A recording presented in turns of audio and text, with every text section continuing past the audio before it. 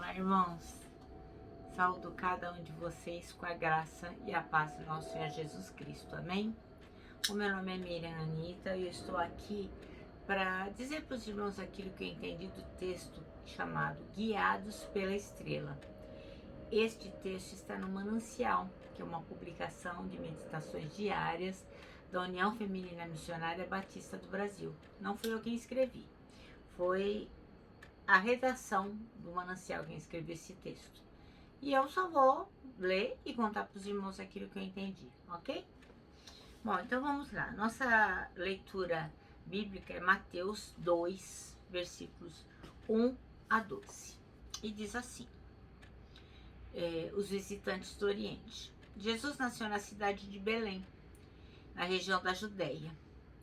Quando Herodes era rei da terra de Israel, nesse tempo, alguns homens que estudavam as estrelas viram do Oriente e chegaram a Jerusalém. E eles perguntaram: onde está o menino que nasceu para ser o rei dos judeus? Nós vimos a estrela dele no Oriente e viemos para adorá-lo. Quando o rei Herodes soube disso, ficou muito preocupado, e todo o povo de Jerusalém também.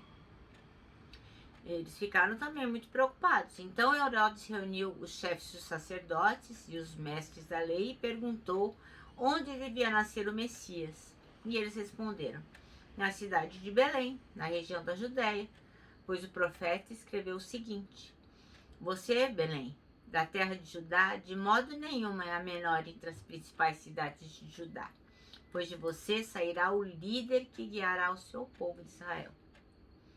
Então Herodes chamou os visitantes do Oriente para uma reunião secreta e perguntou qual o tempo exato em que a estrela havia aparecido. E eles disseram. Depois os mandou a Belém com a seguinte ordem: vão e procurem informações bem certas sobre o menino. E quando o encontrarem, me avisem para eu também ir adorar.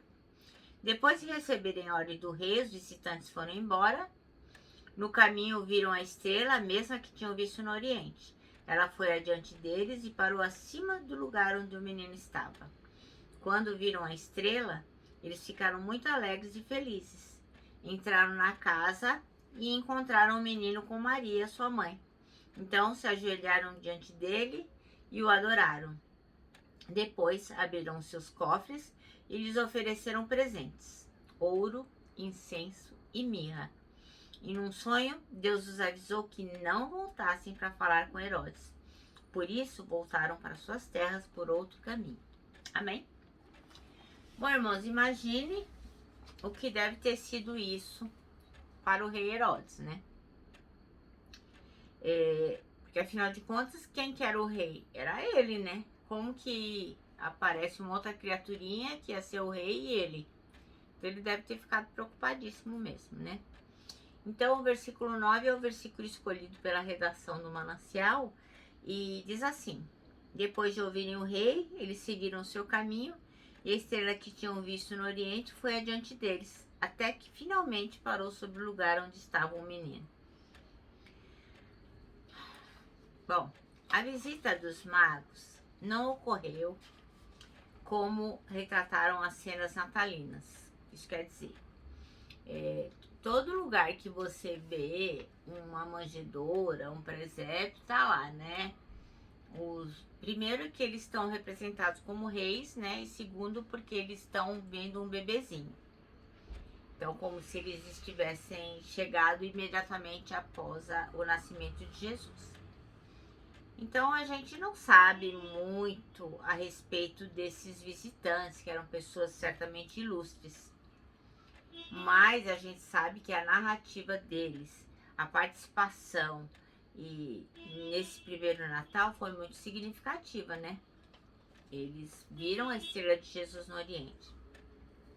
Então, o texto aqui diz que muitas são as lições que nos ensinam. No entanto, fica destacado aqui o fato deles terem sido guiados pela estrela que viram no Oriente. Eles foram guiados pela estrela que viram o Salvador. Eles eram homens estudiosos, eles olhavam as estrelas, eles procuravam... Eles não eram aqueles homens que a gente hoje em dia vê que vê horóscopo, faz mapa astral, nada disso. Eles eram astrólogos, eles estudavam os planetas, as estrelas, eles eram pessoas sábias.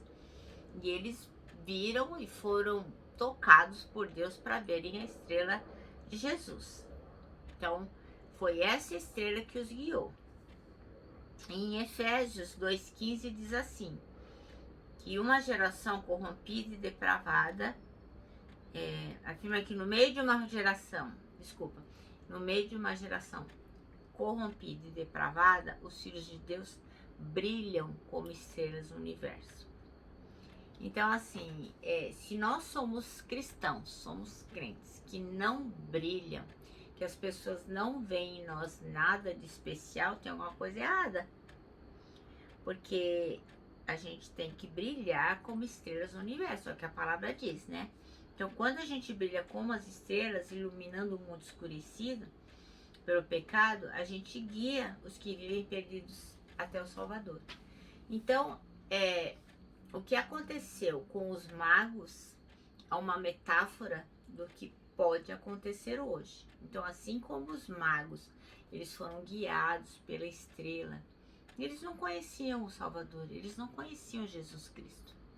Eles sabiam, sim, que eles, existia, a estrela estava apontando, mas a estrela os foi guiando até onde estava Jesus. E a nossa vida, o nosso compromisso, o nosso discurso, o nosso viver deve refletir Jesus Cristo. Então a nossa vida tem que ser para essas pessoas que vivem na escuridão do pecado, uma luz que os levem a conhecer o Salvador. Isso é responsabilidade nossa. E como é que a gente vai fazer isso? Aí o texto diz, né? Como que a gente vai guiar os perdidos ao Salvador brilhando como estrelas? Talvez você não saiba, mas a luz que as estrelas emitem é resultado de um processo termonuclear que ocorre dentro da própria estrela. Então, assim, a estrela brilha porque dentro dela acontece alguma coisa lá, um processo termonuclear que faz com que ela brilhe. Então, o texto aqui diz que com a gente é do mesmo jeito. Então, a luz que vai atrair as pessoas para Jesus é resultado do que? De um processo interior que deve ocorrer com a gente. Então, se nós não formos transformados, se nós não tivermos conexão com Deus, não formos galhos da videira, não formos luz do mundo, se isso tudo não vier de dentro de nós, a gente não vai conseguir refletir. Então, quando o nosso coração é preenchido e ocupado por Jesus, aí sim, a nossa vida vai gerar transformação. E as pessoas, então, vão poder enxergar a nossa luz. Então, aqui diz assim, quando o nosso coração é preenchido e ocupado por Jesus, a vida em nós gera transformação. E a gente passa a emitir uma luz que aponta para Jesus Cristo. Então, o que o texto nos recomenda? Que a gente, então, brilhe. Então, que a gente tem que brilhar como as estrelas do céu brilham. Da mesma forma, a gente tem que ter o Senhor dentro de nós para que Ele possa nos fazer brilhar. E quando nós brilharmos, nós vamos guiar, então, as pessoas ao nosso Salvador. Assim como a estrela guiou os reis magos, nós temos esta responsabilidade de guiar as pessoas que estão ao nosso redor a Jesus Cristo. Amém? É tão bonito isso, né? Bom, nosso manancial termina assim, que quando brilhamos como estrelas, iluminando o mundo escurecido pelo pecado, nós guiamos os que vivem perdidos até o Salvador. Que nós possamos realmente, sermos seres transformados pelo Pai, que possamos crescer de forma que o nosso interior possa refletir a luz do Senhor Jesus.